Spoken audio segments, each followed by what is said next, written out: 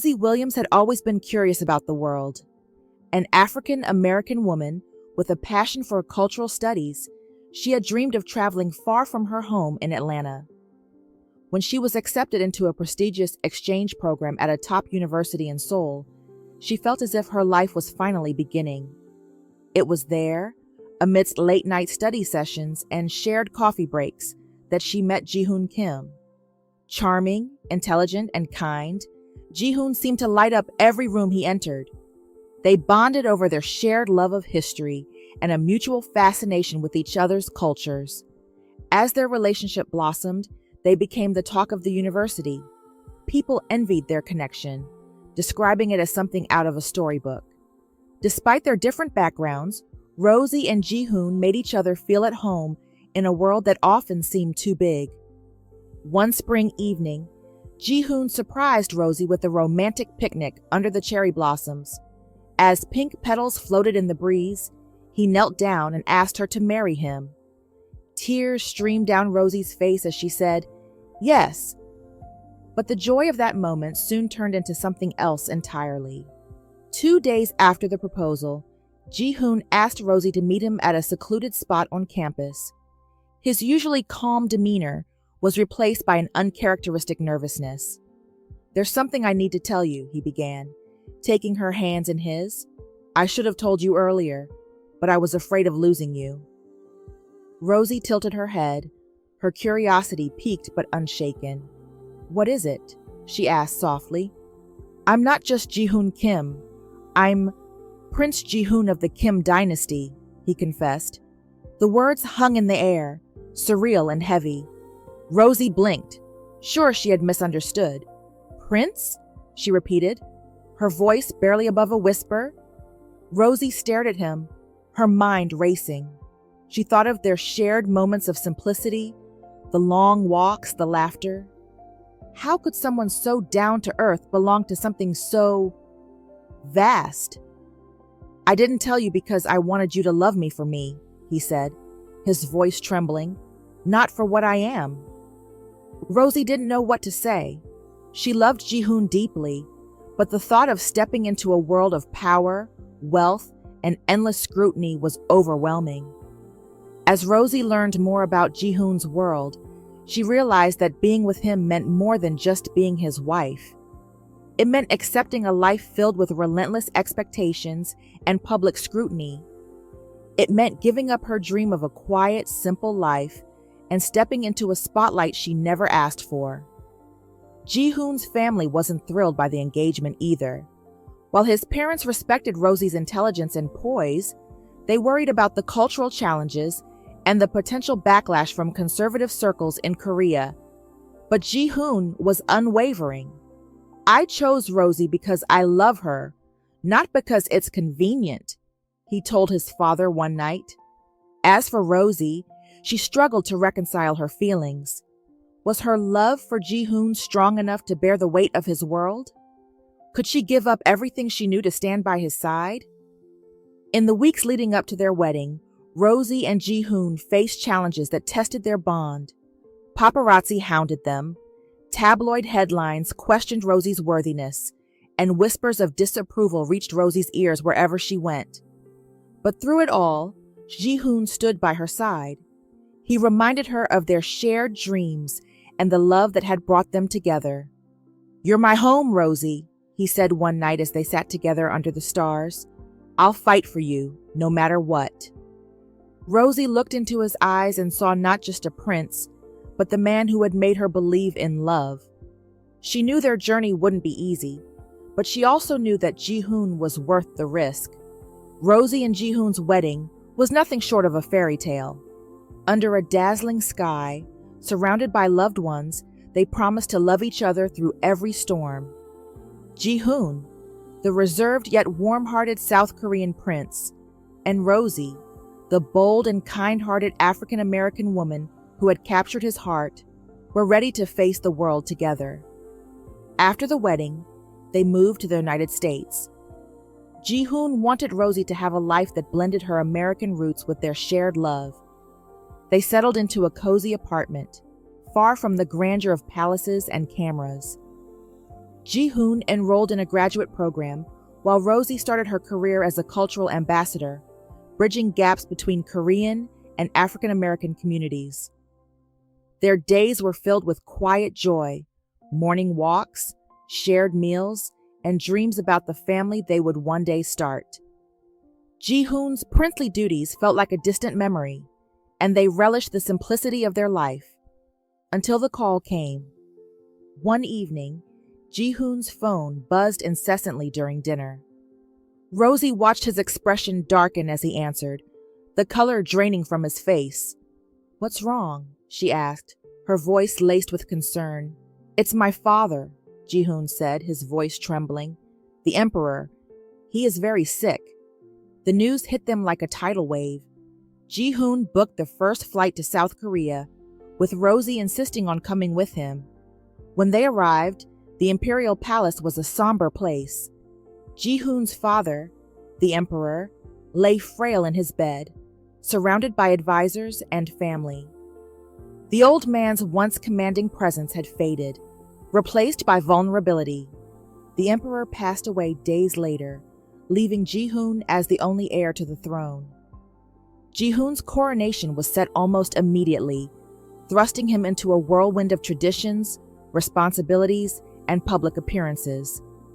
The simplicity of their American life now seemed like a distant dream. Rosie, standing at his side, could see the toll it was taking on him. For Rosie, palace life was like stepping into a gilded cage. Every movement was scrutinized, every word dissected by both the media and the court. The conservative factions whispered doubts about her. An African American woman as their queen? It was unheard of, and many were not shy about their disapproval. Ji-hoon, however, was unyielding in his love and devotion to her. "You are my queen," he told her one night as they sat in their chambers. "No one else's opinion matters." But the pressure weighed on Rosie. The life they had dreamed of together now seemed impossible. As months passed, the strains of royal life began to test their relationship. Ji-hoon was consumed by his duties as emperor, working late into the night to uphold the legacy of his family. Rosie, despite her best efforts, struggled to find her place in a world that seemed determined to exclude her. Arguments became more frequent. "This isn't the life we planned, Ji-hoon," Rosie said one night, her voice breaking. "I feel like I've lost you, and myself." Ji-hoon looked at her, his face etched with guilt. "I never wanted this for us, Rosie, but I can't walk away from my responsibilities. My father trusted me to lead our people." Rosie nodded, tears in her eyes. "I know, and I love you for it, but I don't know how to fit into this world." Despite the challenges, Rosie and Ji-hoon refused to let their love falter. They sought ways to bridge the gap between their dreams and their reality.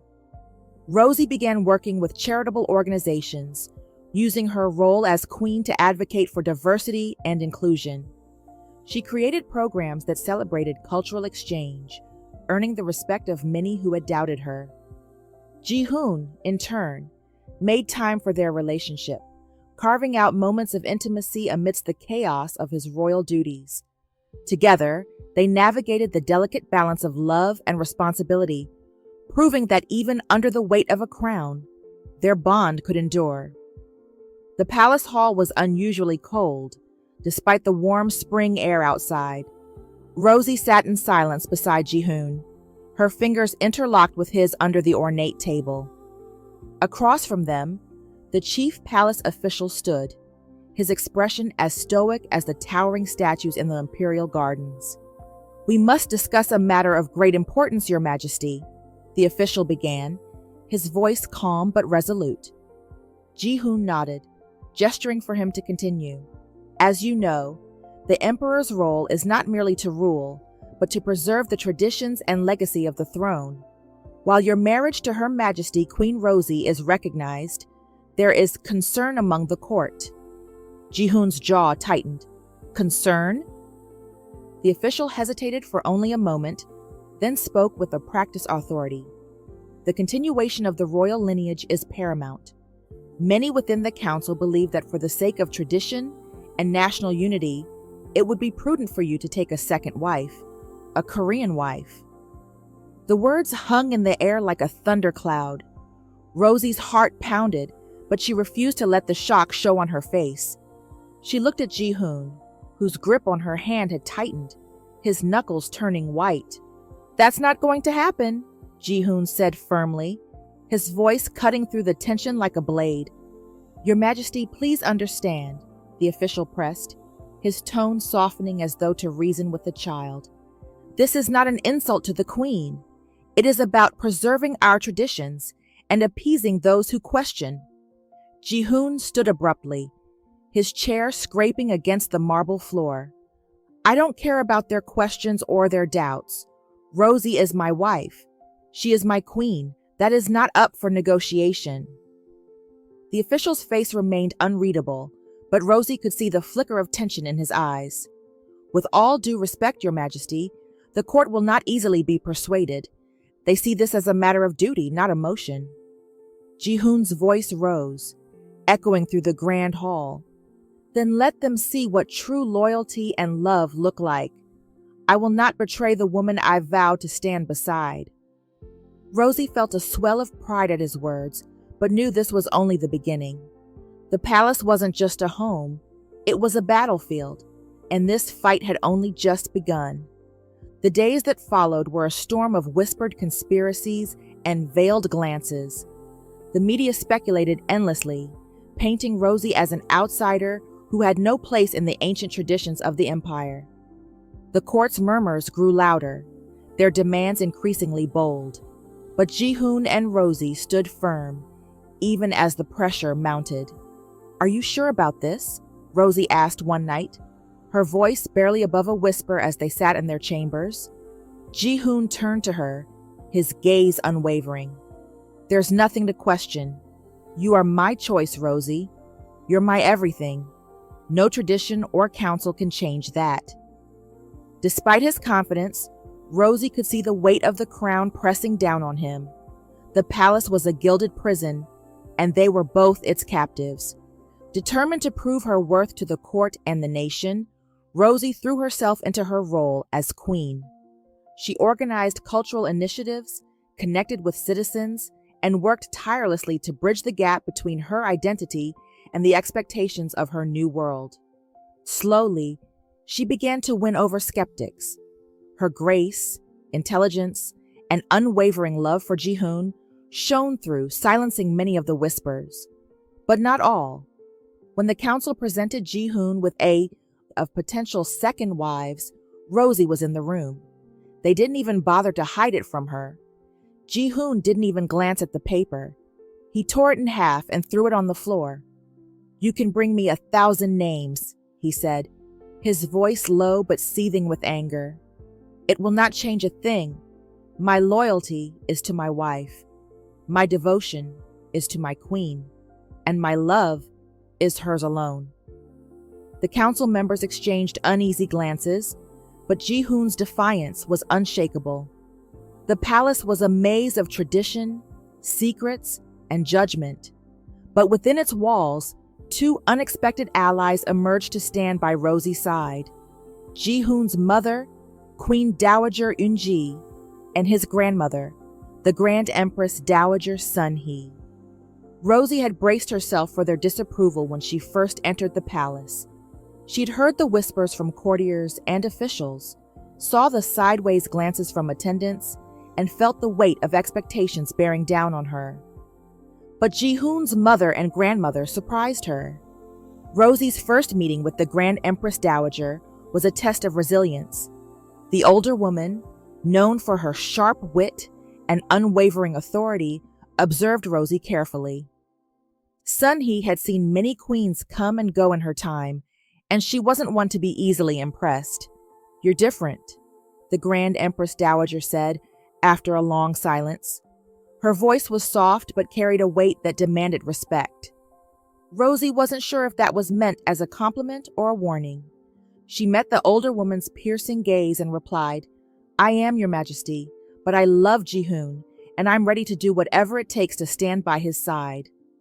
The Grand Empress Dowager's lips twitched into a faint smile, Good, because being by his side will not be easy. But if you have the strength to endure, you may find that you are exactly what this family and this empire needs. Unlike her mother-in-law, Queen Dowager Eunji was a gentle soul. She had always dreamed of seeing Ji-hoon marry a traditional Korean bride, but when she met Rosie, her perspective shifted.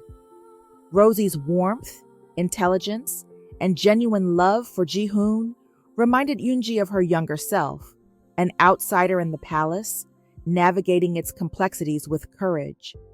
One evening, as Rosie struggled to learn the intricate bow required for formal court events, Eunji entered the room quietly. She watched for a moment before stepping forward. "You're overthinking it," Eunji said softly, guiding Rosie into the correct posture. "It's not about perfection. It's about intention. Show them your respect, and they'll see your heart." Rosie smiled, her nerves easing under the Queen Dowager's guidance. "Thank you, Your Majesty. I want to honor this culture, but sometimes it feels like I'll never be enough." Eunji placed a reassuring hand on Rosie's shoulder. "You are enough, Rosie. More than enough. And you are not alone in this. Ji-hoon chose you, and so do I."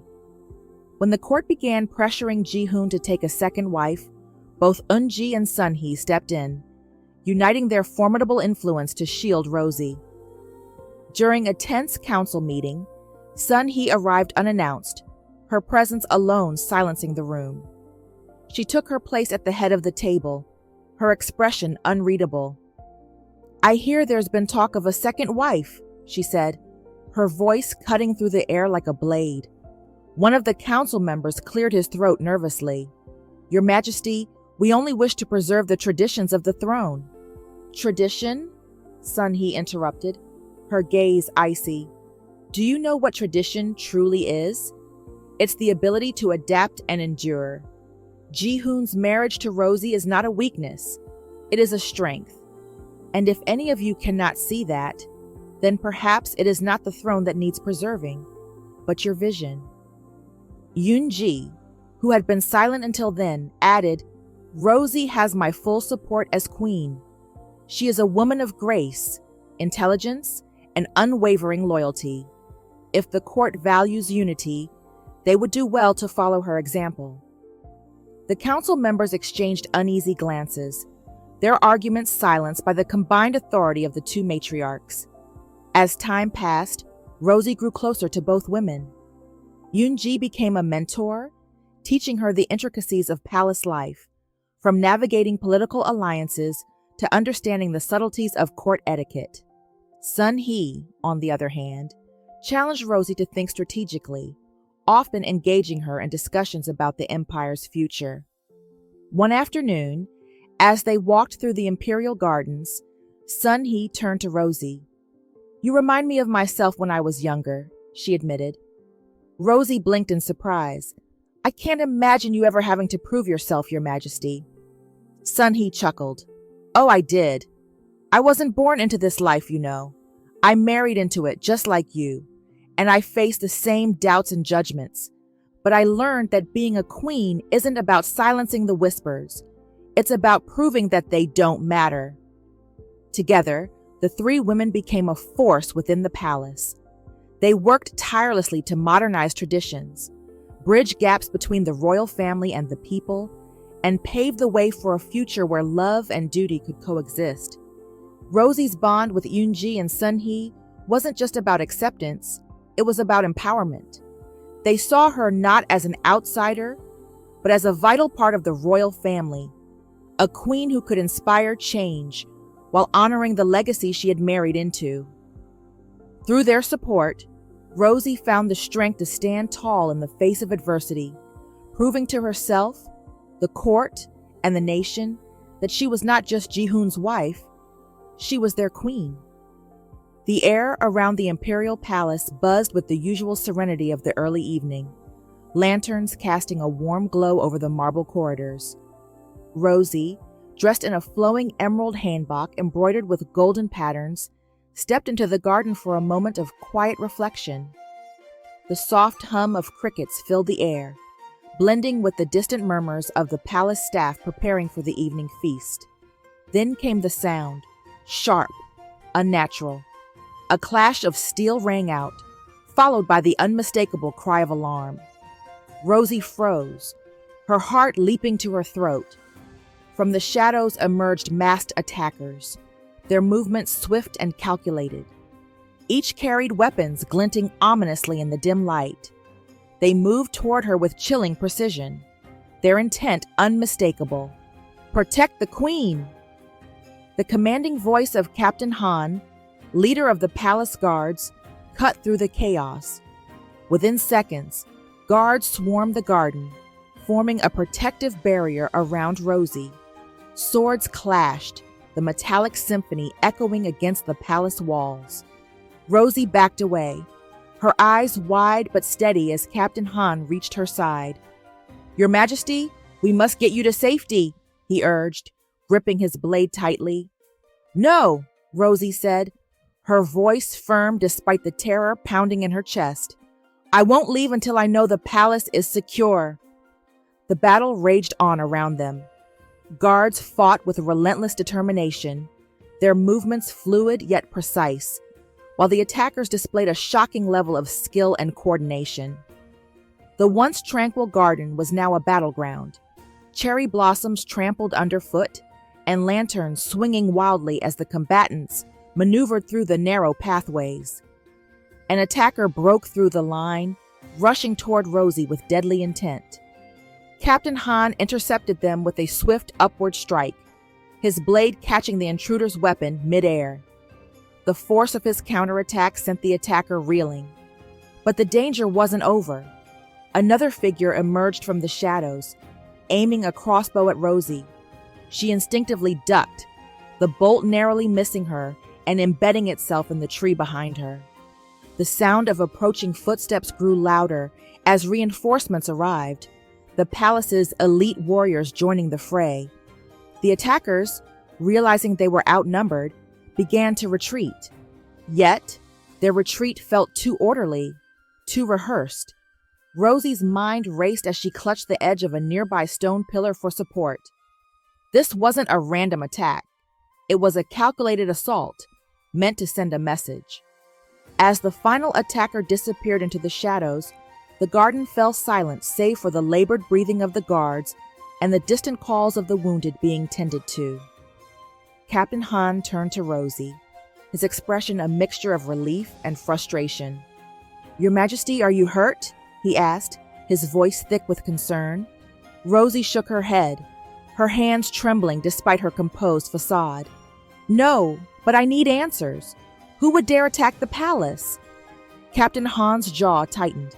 "We'll find out, Your Majesty. This was no ordinary breach." Rosie looked around at the chaos left behind.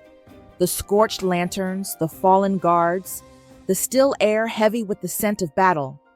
Determination ignited within her. "Double the watch. Alert Ji-hoon and the council," she ordered. Her voice was resolute now, carrying the weight of a queen who refused to be shaken. "If someone wants to threaten this empire, they'll learn they've underestimated me." As Captain Han bowed and moved to carry out her commands, Rosie's gaze drifted to the distant horizon, where the attackers had vanished into the night.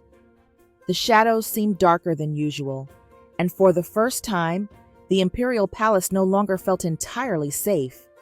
But one thing was certain: this attack was just the beginning. Rosie knew she had to uncover the truth behind it before the next move was made, not just for her own safety, but for the future of the empire. The grand chamber was eerily quiet, the flicker of candlelight casting long shadows across the gilded walls.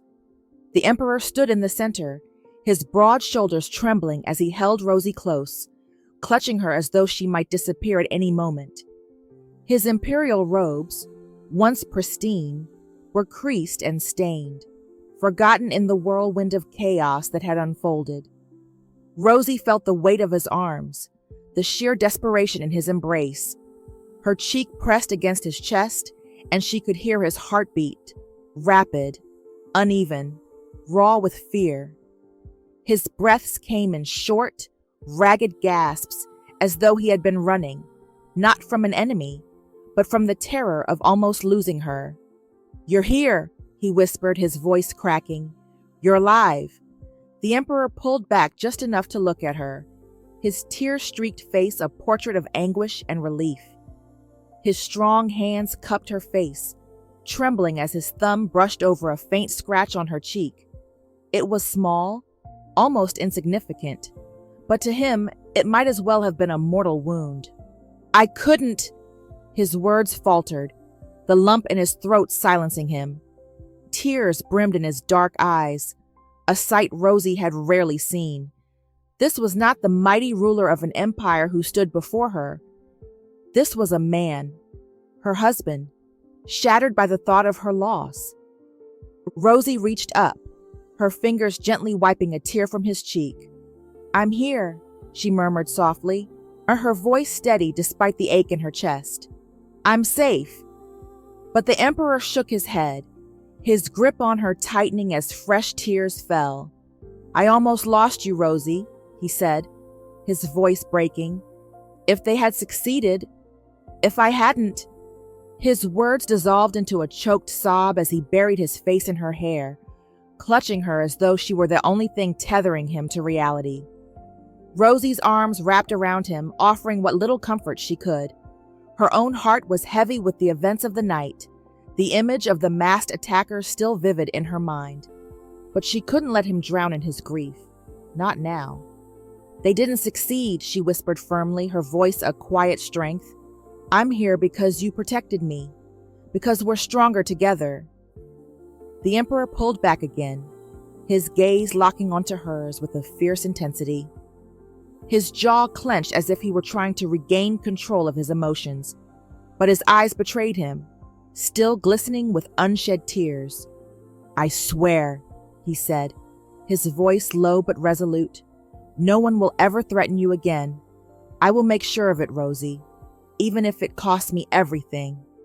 Rosie placed a hand on his chest, feeling the steady thrum of his heartbeat beneath her palm.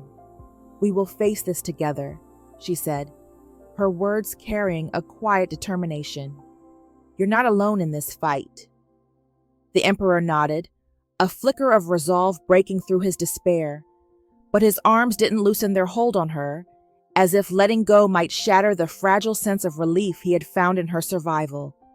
For a moment, they stood there in the flickering light, a king and queen bound not just by duty, but by a love strong enough to endure even the darkest of nights.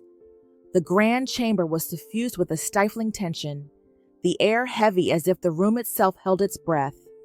The vast hall, adorned with marble columns and golden filigree, seemed to dim beneath the weight of Emperor Ji-hoon's presence. Standing at the head of the chamber, his towering figure was clad in ceremonial robes of crimson and black, embroidered with the imperial phoenix, a symbol of unyielding power and rebirth. Behind him, the enormous palace banner hung like a sentinel, its deep red fabric billowing faintly as though responding to the fury radiating from its ruler. The courtiers knelt in absolute silence, their foreheads nearly touching the polished floor. None dared to meet his gaze.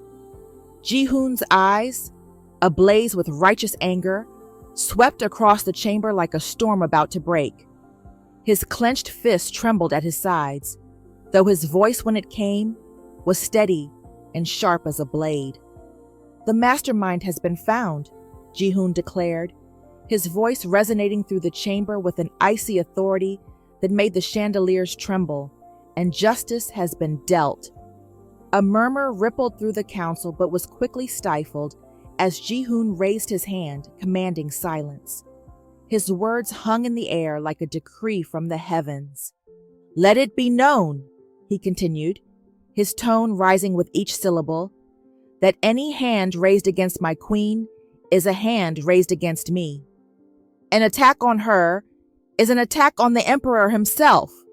His voice thundered, each word a pronouncement of unyielding wrath. The courtiers shifted uneasily, bowing even lower as the weight of his anger bore down on them. Ji-hoon took a step forward, his robes flowing like liquid fire, his gaze unrelenting. "Those who plotted in shadow now lie in the dirt," he said, his voice dropping to a deadly calm, more chilling than his earlier fury. "Their treachery met not just my sword, but the full wrath of this empire. Let there be no mistake. Betrayal will not be tolerated, not even whispered in the darkest corners." Behind him, the banner seemed to loom larger, its presence a silent witness to the emperor's resolve. Ji-hoon's gaze fell on his counsel, sharp enough to cut steel. Loyalty is not a choice. It is an expectation. To test the strength of this crown is to court annihilation. The silence that followed was deafening, broken only by the faint rustle of robes as the courtiers shifted, visibly shaken. The emperor, however, did not flinch. He turned, his crimson cloak sweeping behind him like the tail of a phoenix as he strode out of the chamber, leaving the heavy air of his warning to settle over the trembling assembly. The message was clear. The emperor's fury was as boundless as his power, and his devotion to his wife was an unshakable force. Woe to anyone who dared threaten Queen Rosie again. Queen Dowager Eunji and the Grand Empress Dowager Sunhee were no less incensed. Sunhee, known for her strategic mind, took immediate action. "This will not happen again," she told Rosie, her voice steely. She summoned her most trusted elite guard, the Swan Shadows, a squad renowned for their loyalty and skill. "You will always watch over the queen," Sunhee instructed them. "She is to be as untouchable as the emperor himself. If anyone dares to approach her with ill intent, show them no mercy." The Swan Shadows moved like whispers in the wind, their sleek forms blending seamlessly into the dimly lit surroundings. Clad in blackened armor that reflected no light, they became shadows within shadows, silent, invisible, and deadly. Each step they took was precise, calculated, as if the very ground beneath them dared not betray their presence. They took their positions without a single word, their movements synchronized like the inner workings of a finely crafted clock. To the untrained eye, they seemed to vanish, folding into the backdrop of the grand chamber. But their presence was undeniable, a suffocating weight that pressed upon the room. The Swan Shadows were not merely a squad, they were a force of nature. Each member had been forged in trials that left only the ruthless and unyielding standing. Legends whispered of their exploits, assassinations completed before the victim could even comprehend their fate, armies dismantled from the shadows, and rulers who fell without ever seeing their executioners. They were the kingdom's most feared weapon. Their name alone is enough to send shivers down the spine of even the bravest foes. The Swan Shadows were more than lethal. They were the promise of an ending, as certain and inescapable as death itself. Tonight, their mere presence was a message. To threaten the kingdom, or its emperor, was to invite doom. Hidden but vigilant, their eyes missed nothing, their hands ready to strike with the precision of a blade guided by destiny. The kingdom's enemies had every reason to fear. The Swan Shadows were watching, waiting, and when they moved, it would already be too late. Eunji, meanwhile, turned her attention to the court. She hosted a series of gatherings, subtly but firmly emphasizing Rosie's role as queen and her place in the royal family. "The emperor chose her," Eunji would say, her tone leaving no room for argument, "and we stand by his choice." Though the attack had rattled her, Rosie refused to let fear dictate her life. With Ji-hoon by her side, she faced the court with renewed determination. At the next formal gathering, she entered the grand hall dressed in traditional Korean attire, blending her identity with the culture she now represented. She addressed the court directly, her voice steady. "I know my presence here has challenged tradition, but I am not here to replace it. I'm here to honor it, to learn from it, and to grow alongside it. I will not be frightened away. This is my home, and I am your queen." Her words, delivered with a mix of humility and strength, struck a chord. Slowly, the court began to see the depth of her courage and the sincerity of her heart.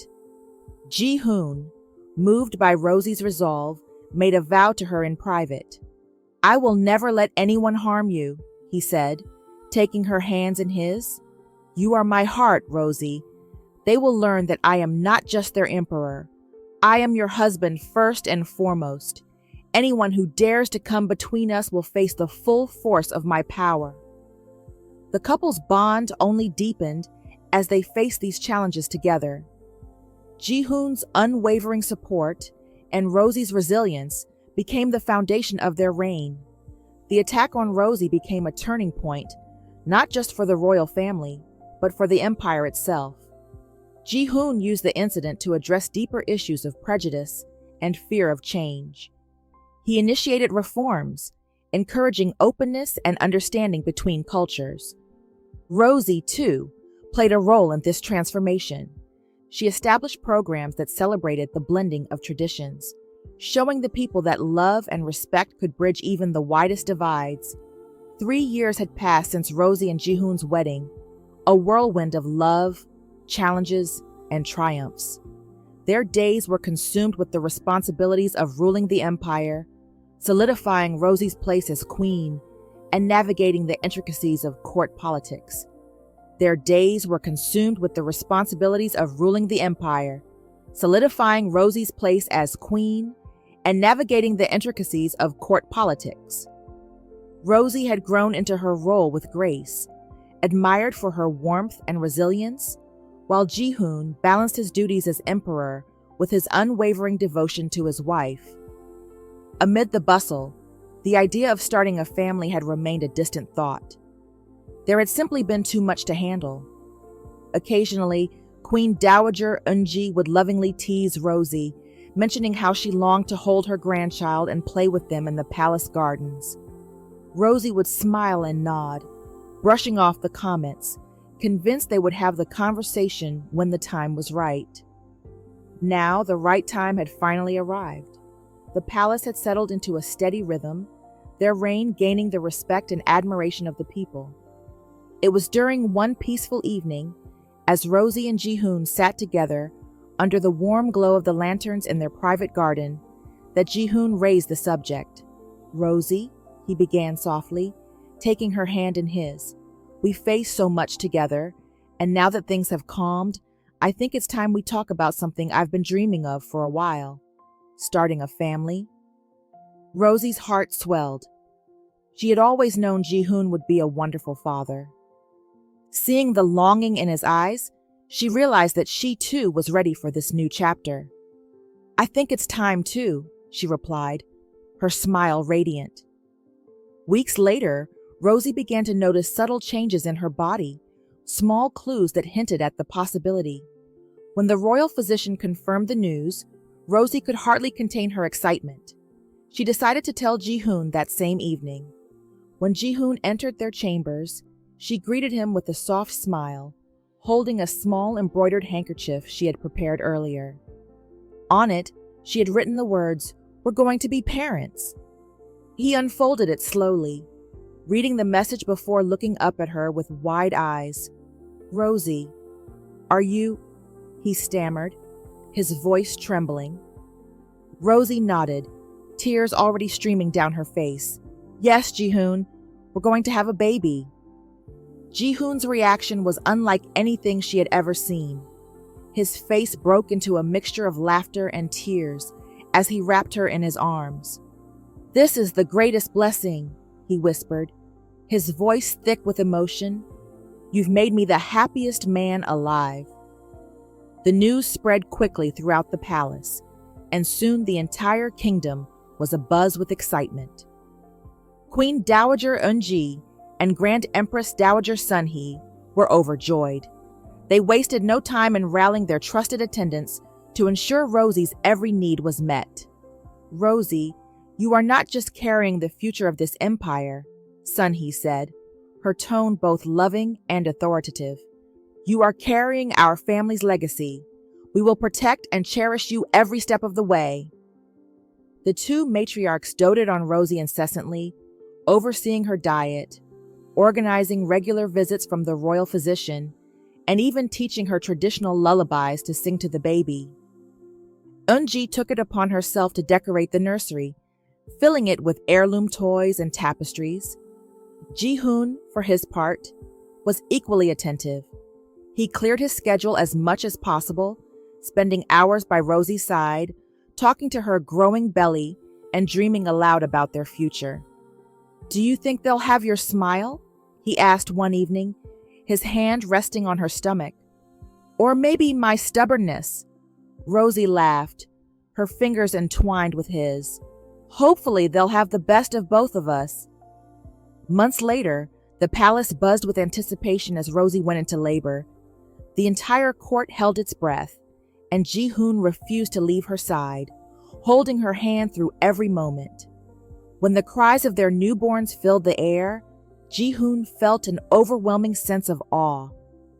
Two tiny lives had entered the world, both perfect and healthy, a boy and a girl. As the attendants placed the babies in Rosie's arms, Ji-hoon couldn't hold back his tears. He gazed at his children with wonder, his voice trembling as he said, "They're beautiful, Rosie, just like you." They named their son Ji-soo, a name symbolizing wisdom and strength, and their daughter Yoon-ri, meaning grace and resilience. The names carried the weight of their love and the hope they had for the future of the empire. The arrival of Ji-soo and Yoon-ri brought new life to the palace. The once formal halls echoed with laughter as Eunji and Sunhee played with their grandchildren, their joy infectious. Rosie, too, found herself embracing motherhood with a fierce and tender love she hadn't known was possible. Ji-hoon, though busier than ever, always made time for his family. Whether it was rocking Jisoo to sleep or marveling at Yoon-ri's first smile, he cherished every moment. "They are our greatest treasures," he told Rosie one evening as they watched their children sleep. The kingdom, too, celebrated the birth of the royal twins. Festivals were held across the land, and the people rejoiced in the hope and unity the royal family represented. Ji-hoon and Rosie's love story, once doubted and criticized, had become a symbol of strength and harmony.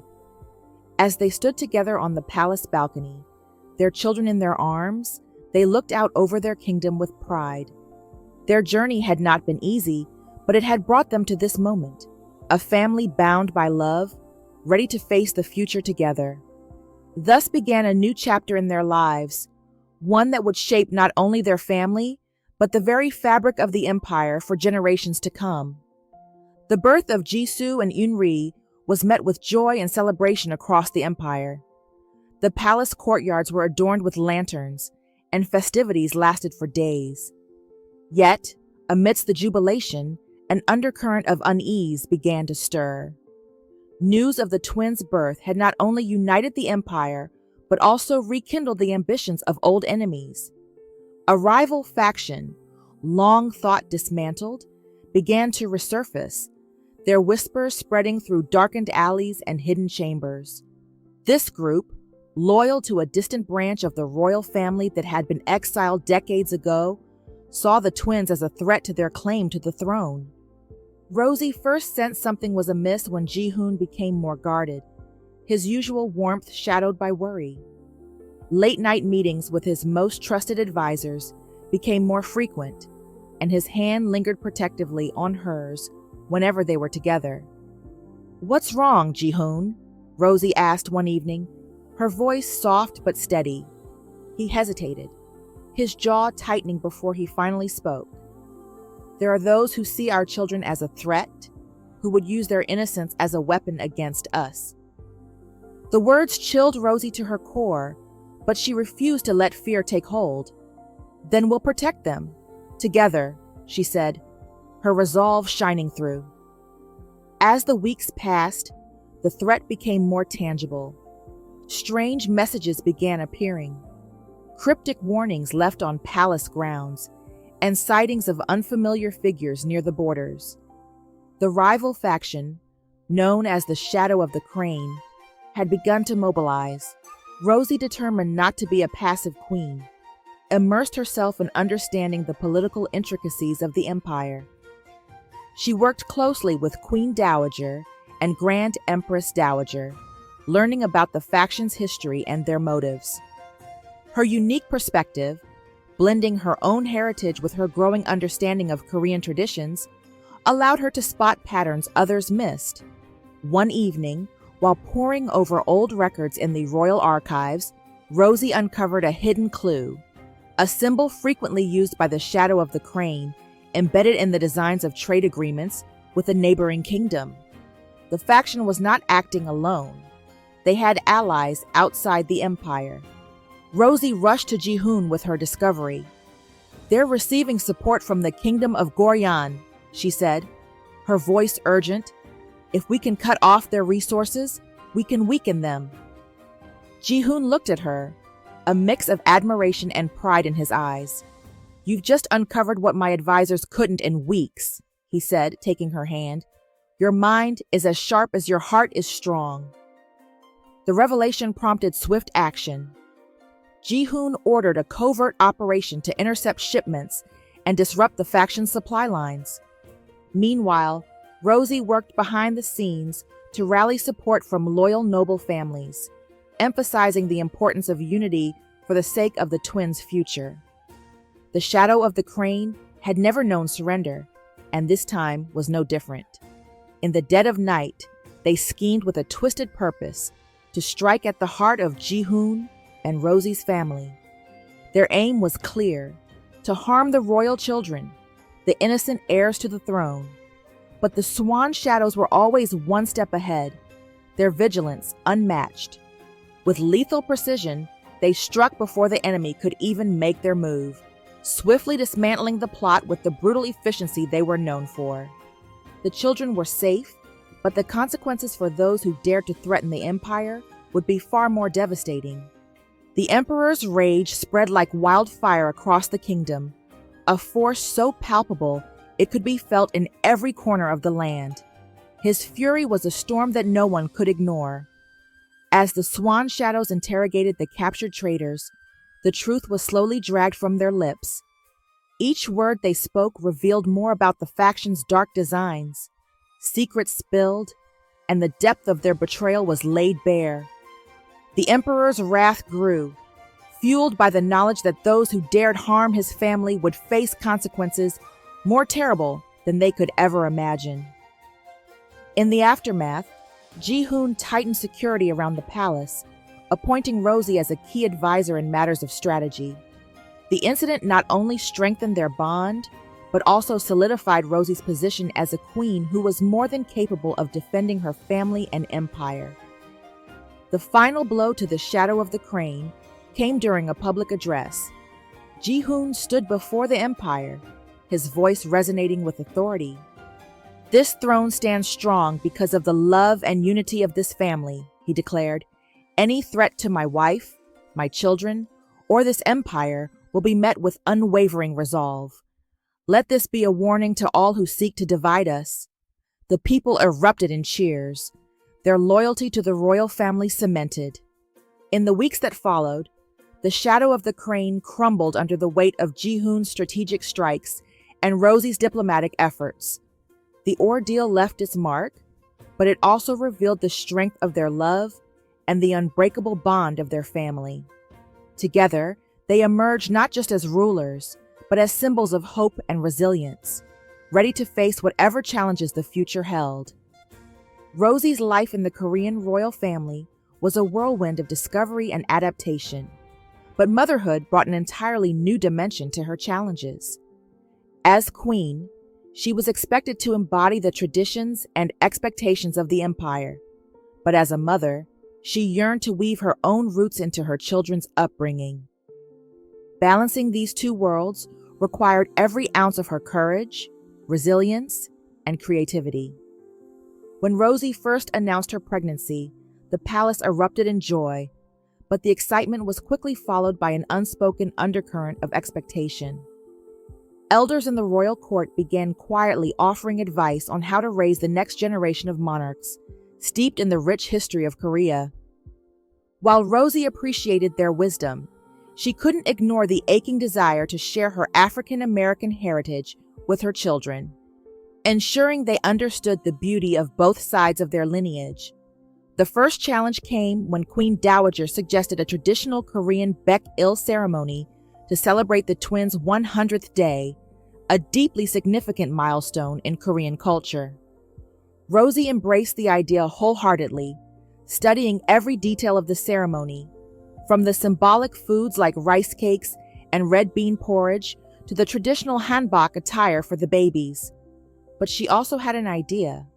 Alongside the Korean customs, she wanted to include elements of her heritage, like incorporating vibrant African patterns into the twins' hanbok designs and serving dishes inspired by her grandmother's recipes. At first, the suggestion met with hesitation from some palace officials who feared deviating from tradition might spark controversy. But Rosie stood her ground with the support of Ji-hoon, the Queen Dowager, and the Grand Empress Dowager. "Our children are a symbol of unity," Rosie said firmly during one meeting. "Their heritage isn't divided. It's a tapestry woven from both cultures. That should be celebrated, not hidden." The day of the Baek-il arrived, and it was a resounding success. The palace courtyard buzzed with life, filled with guests admiring the delicate balance Rosie had struck between the two cultures. The sight of the twins, Jisoo and Yoonri, in their custom hanboks adorned with subtle African patterns, became a powerful image of harmony that resonated throughout the kingdom. Even skeptical court members began to see the beauty in Rosie's vision. Parenting brought more opportunities for Rosie to merge traditions.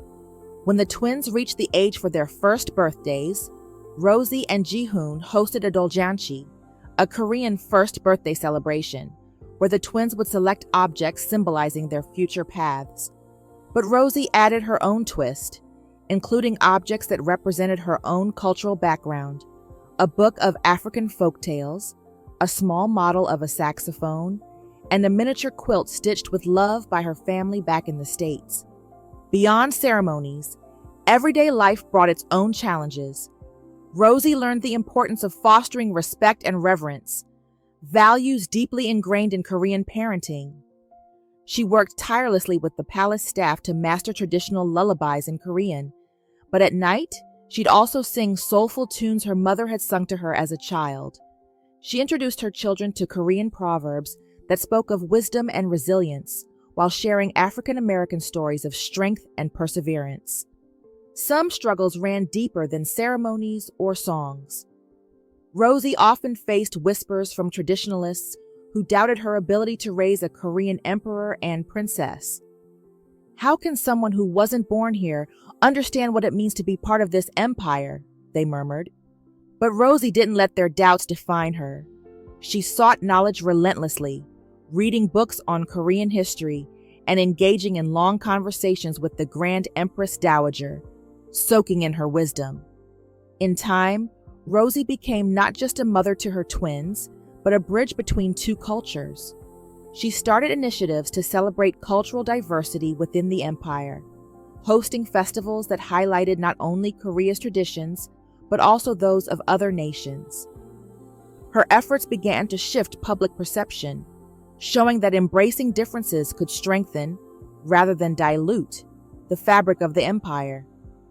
The twins grew under the loving guidance of their parents, their hearts filled with the stories and traditions of two worlds. Jisoo learned to bow with the grace of a prince while humming his mother's favorite jazz tunes. Yoonri balanced Korean calligraphy with an uncanny talent for dancing to beats that resonated with her African American roots. Rosie's journey as a mother and queen wasn't just about overcoming challenges. It was about redefining what it meant to lead and love in a changing world. She proved that unity wasn't about erasing differences, but about celebrating them, showing the empire that tradition and innovation could walk hand in hand. The birth of Jisoo and Yoonri, the royal twins, was celebrated as a monumental moment in the empire's history. They represented hope, unity, and a future for the throne. However, not everyone saw it that way. Beneath the surface of the grand celebrations, whispers began to ripple through the royal court and far beyond. How can children of mixed heritage truly represent the Korean throne? One advisor murmured behind closed doors. Another royal family, distantly tied to the imperial bloodline, began to stir the pot. Their matriarch, Lady Hairan, a cunning and ambitious woman, quietly rallied support among traditionalists and old guard politicians who resented Rosie's position as queen. The tension reached a boiling point when an anonymous letter was delivered to the palace, its words dripping with venom. The empire deserves a pure bloodline. The legitimacy of your heirs is a stain on our history. Ji-hoon's hands trembled as he read the letter, fury blazing in his eyes. He summoned his council immediately, silencing their chatter with a single commanding look. "Whoever dares question my children," he said coldly, "questions me as your emperor, and I will not tolerate such treason." But the attacks didn't stop at words. A political faction, emboldened by Lady Hiran's influence, began to circulate rumors among the people. They claimed the twins were unfit to rule, subtly sowing seeds of doubt about their future on the throne. They questioned Rosie's ability to uphold the empire's traditions, painting her as an outsider who could never fully understand the weight of Korean history. The breaking point came during a grand diplomatic event at the palace. As Jisoo and Eunri were formally introduced to representatives from neighboring nations, Lady Hiran's faction made a brazen move. A senior diplomat from her camp publicly questioned the twins' legitimacy, framing his words as concern for the empire's stability. "Your Majesty," he said with a polite veneer that barely masked his malice, "while we respect the joy of your growing family, many wonder if the imperial bloodline can truly remain intact under such unique circumstances." The room fell into a stunned silence. All eyes turned to Ji-hoon, whose jaw tightened as he stepped forward, his presence commanding. "Unique circumstances?" His voice was steady but carried the weight of a storm. "You speak of love, unity, and strength as if they are weaknesses. My children, Jisoo and Eunri, are not just heirs to this throne. They are the embodiment of everything this empire should aspire to be, a symbol that greatness numb." The diplomat stammered, but Ji-hoon continued, his voice rising with conviction. "Let this be clear. Any insult to my wife or children is an insult to me as your emperor, and I will respond with the full force of the throne." His words echoed through the hall, leaving no room for doubt. Rosie watched from the sidelines, her heart swelling with a mix of pride and sorrow. She knew the fight wasn't over, but Ji-hoon's unwavering loyalty gave her the strength to face the storm. Behind the scenes, the Queen Dowager and the Grand Empress Dowager worked tirelessly to rally support for Rosie and the twins. They used their influence to counter the rumors, reminding the court of Rosie's dedication and the love she had inspired in the people. The Queen Dowager even hosted a public festival celebrating the twins' heritage, showcasing a blend of Korean and African American traditions in a powerful display of unity. Meanwhile, Ji-hoon launched a covert investigation into Lady Hiran's faction. When evidence surfaced linking her to the rumors and political unrest, he acted swiftly. At a formal council meeting, Ji-hoon presented the evidence and stripped her family of their royal titles. "This empire has no place for betrayal," he declared, his voice echoing through the chamber. "Let this serve as a warning to any who dare threaten my family or the unity of this kingdom." The punishment sent shockwaves through the court, silencing dissenters who had hoped to ride Lady Hiran's coattails to power. Rosie, meanwhile, redoubled her efforts to connect with the people. She traveled to villages, schools, and cultural centers, showing them that she wasn't just a queen by title, but by action. Slowly, public opinion began to shift, and the people embraced her as one of their own. Though the road was fraught with challenges, the ordeal only strengthened Ji-hoon and Rosie's bond. Together, They stood as a formidable force against the tide of opposition, proving that love, unity, and determination could overcome even the deepest-rooted prejudices. As Jisoo and Eunri grew, they carried with them the strength of their parents' resolve, destined to lead an empire that had been tested, challenged, and ultimately unified. The royal gardens of the imperial palace buzzed with life, the laughter of two children carrying on the gentle breeze. Jisoo and Eunri, now 5 years old, had grown into vibrant young souls, each already revealing glimpses of the remarkable individuals they were destined to become. Jisoo, the elder twin, was poised even at his tender age. He stood beneath a cherry blossom tree, his small hands clasped behind his back, as he watched the palace guards practice their formations in the distance. His dark, piercing eyes mirrored his father's, filled with curiosity and wisdom far beyond his years. "Why do they always march like that, father?" Jisoo asked as Jihoon approached, his imperial robes flowing gently with the breeze. Jihoon knelt beside his son, smiling warmly. "It's called discipline, Jisoo. Every step, every move is a promise to protect what matters most: the people, the empire, and you and your sister." Jisoo nodded solemnly, his young face thoughtful. "I want to learn to protect too, so I can help everyone, just like you." Jihoon placed a hand on his son's shoulder, pride gleaming in his eyes. "And you will, my son. But remember, a great leader also knows when to listen and learn. The strength of the empire isn't just in swords and shields, it's in its people and their trust." Meanwhile, Eunri's laughter echoed from a nearby pond. She had found a group of palace workers setting up lanterns for the evening's festivities and decided to join in, much to their delight. With her tiny hands, she dipped a brush into the paint, streaking bright, vibrant colors onto the paper lanterns. "Princess, those are beautiful," one worker exclaimed, admiring her handiwork. Eunri beamed, her cheeks flushed with excitement. "It's for the festival. If the lanterns are happy, then everyone will feel happy too, right?"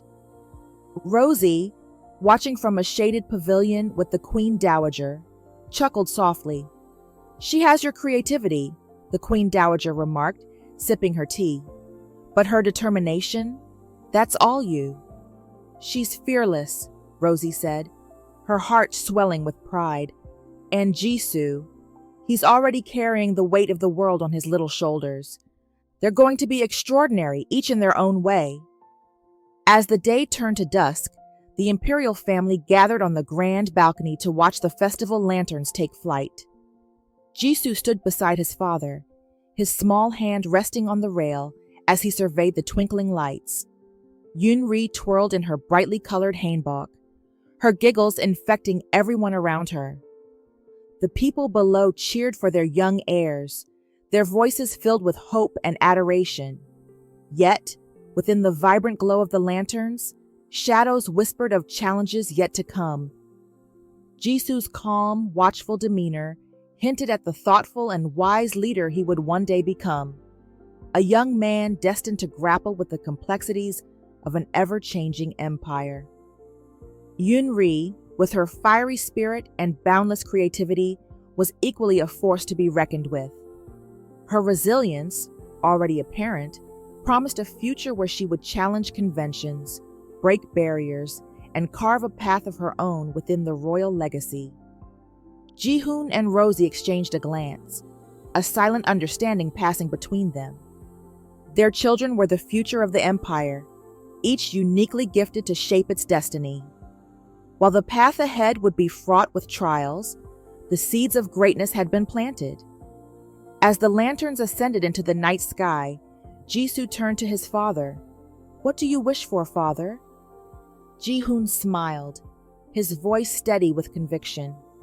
"I wish for you and your sister to have the courage to follow your hearts and the wisdom to guide this empire with kindness and strength." Eunri skipped over, her paint-streaked hands clutching a small lantern of her own. "Then we'll make that wish come true," she declared, with a fiery determination that lit up her face. The twins released the lantern together, their fingers intertwined as it soared higher and higher, carrying with it the hopes of an empire and the promise of a future shaped by their unbreakable bond. Rosie had never envisioned herself as a queen. Yet, as she stood on the grand steps of the imperial palace, overlooking the vast courtyard filled with citizens eager to hear her speak, she realized how far she had come, not just as Ji-hoon's wife, but as a symbol of progress in the empire. Her journey into queenship had not been without its challenges. Whispers of doubt had followed her since the day Ji-hoon crowned her empress consort. Many believed she could never fully understand the intricacies of Korean traditions, let alone contribute meaningfully to the empire's future. Rosie, however, was not one to back down from a challenge. Determined to honor both her heritage and her new role, Rosie embarked on initiatives that would leave an indelible mark on the empire.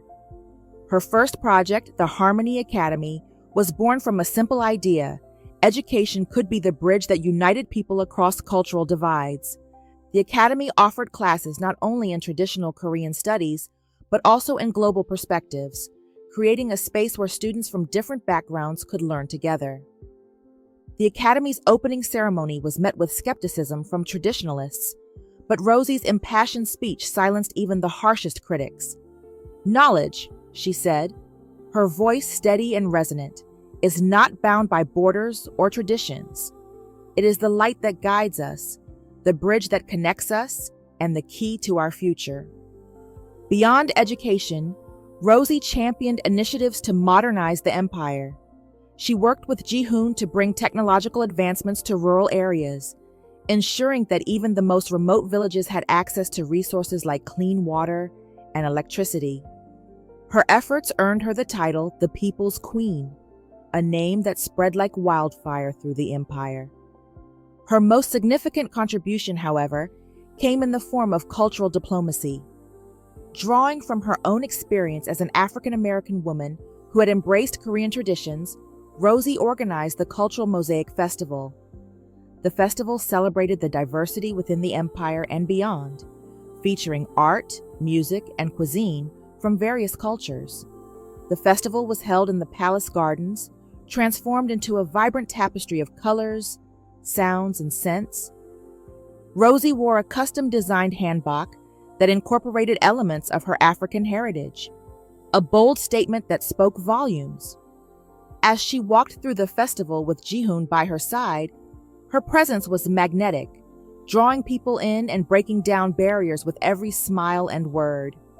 But it wasn't just grand projects that defined Rosie's queenship. She was deeply involved in the day-to-day lives of her people. Whether visiting orphanages, sitting with farmers to understand their struggles, or simply listening to the concerns of palace staff, Rosie had a way of making everyone feel seen and valued. Her actions did not go unnoticed by Ji-hoon, who often watched her with a mix of admiration and awe. "You've changed this empire," he told her one evening, as they walked hand in hand through the gardens. "You've shown them that strength isn't just in tradition, but in embracing the future." Rosie's influence extended even into the political sphere.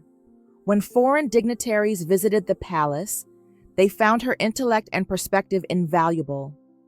She often mediated tense negotiations, her unique position allowing her to see solutions others overlooked. Her ability to bridge gaps between cultures and ideologies became one of the empire's greatest strengths. Yet Rosie remained humble.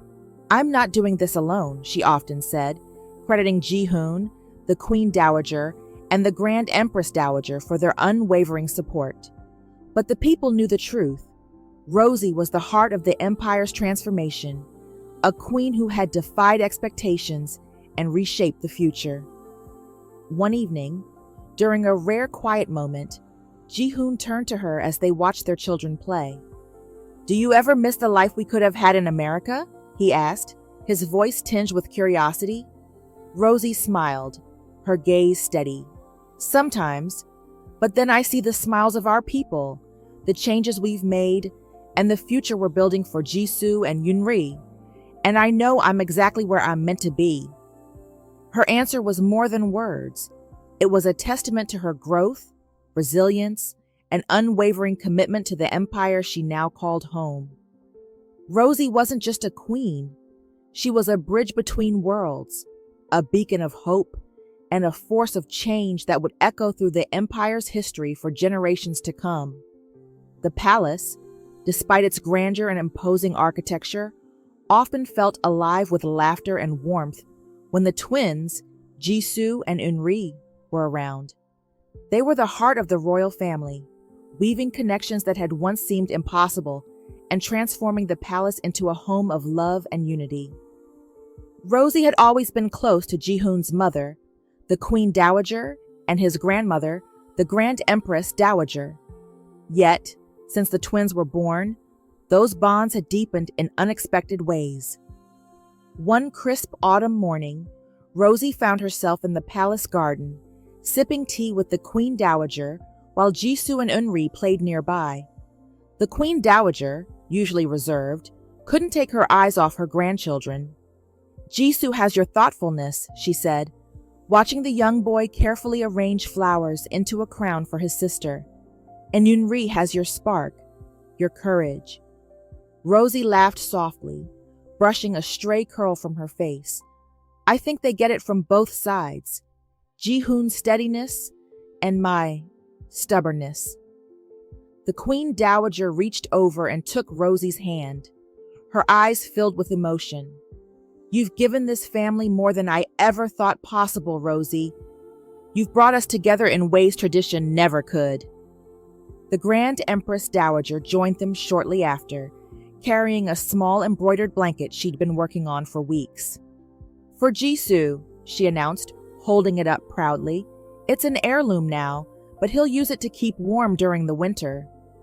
Rosie smiled, touched by the gesture. "Thank you. I'm sure he'll cherish it." Even Rosie's parents, who had initially been apprehensive about her life as a queen, had become regular visitors to the palace. Her mother, a retired school teacher, often sat with Eunri, teaching her songs and rhymes from Rosie's childhood.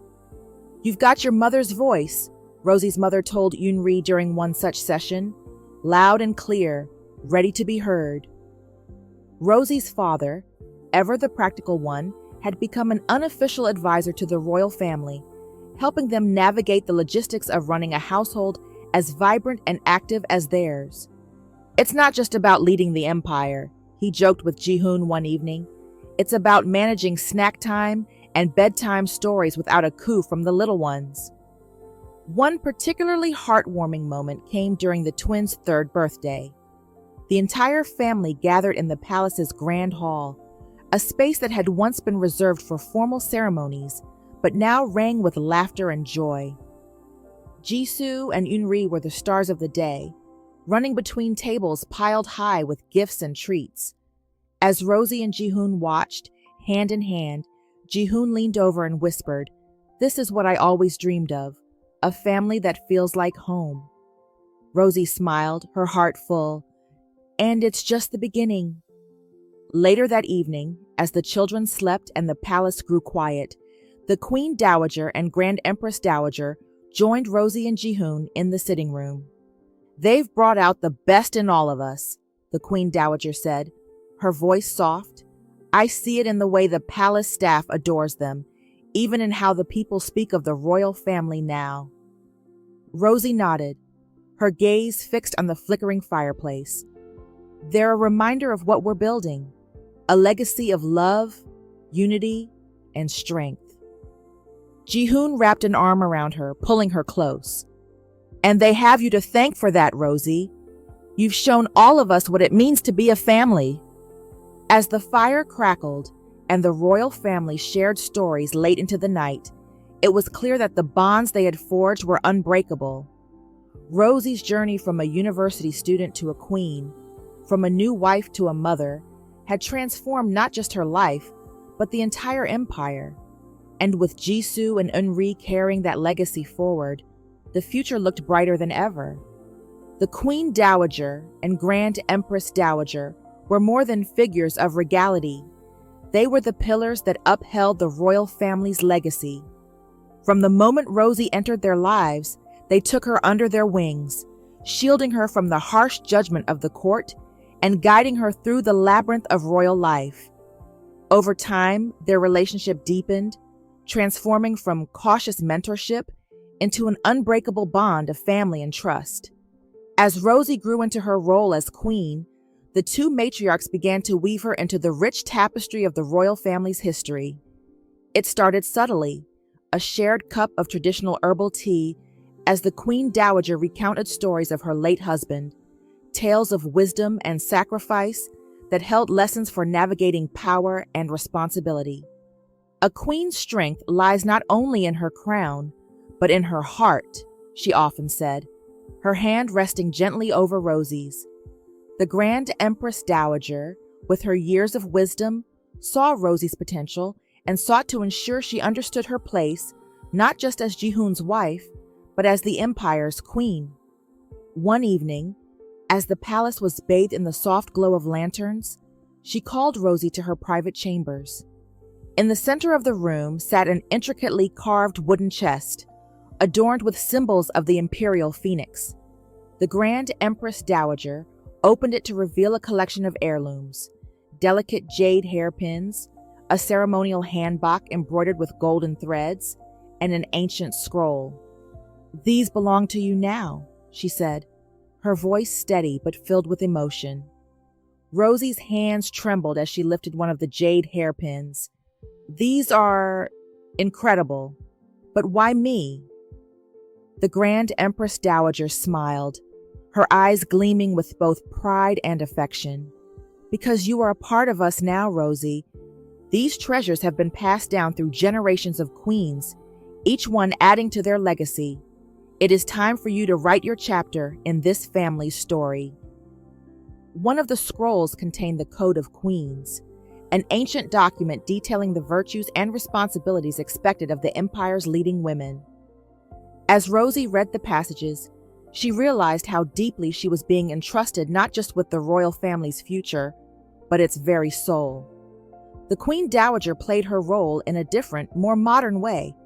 She encouraged Rosie to blend her heritage into royal life, teaching her how to host traditional Korean ceremonies, while also suggesting ways Rosie could introduce African American cultural elements into the palace. Together, they created a cross-cultural celebration for Jisoo and Eunri's first birthday, a doljanshi that included both traditional Korean customs and African American traditions. The event was a masterpiece of unity, silencing critics who doubted Rosie's ability to balance the demands of her dual identity. In private moments, the Queen Dowager and Grand Empress Dowager shared wisdom that no royal handbook could offer. "The court will test you, Rosie," the Queen Dowager said one evening as they walked through the palace gardens. "They will push you to your limits, but remember, a queen bends. She does not break. And you, my dear, are unbreakable." It wasn't all solemnity, however. The two matriarchs often brought moments of lightness to Rosie's life. They adored spending time with Jisoo and Eunri, playing games and regaling the twins with tales of royal ancestors. Their laughter filled the palace, making it feel less like a fortress and more like a home. In one particularly poignant moment, the Grand Empress Dowager took Rosie aside to show her a faded photograph of her younger self with her late husband. "When I married him, the court thought I was too spirited, too unorthodox, but he stood by me, just as Jihoon stands by you, and together, we built something unshakable." The legacy of the two matriarchs wasn't just about passing down heirlooms or stories. It was about fostering resilience and love. They ensured that Rosie understood her worth not just as a queen, but as a woman, a mother, and a wife. By the time the Grand Empress Dowager and Queen Dowager left the palace for quieter lives in a royal retreat, Rosie had fully embraced her role. She carried their lessons in her heart, their heirlooms in her hands, and their love in her soul. And as she watched them depart, flanked by the cheering palace staff, she knew she wasn't saying goodbye. Their legacy would forever live on in her actions, her family, and the empire they all worked to protect.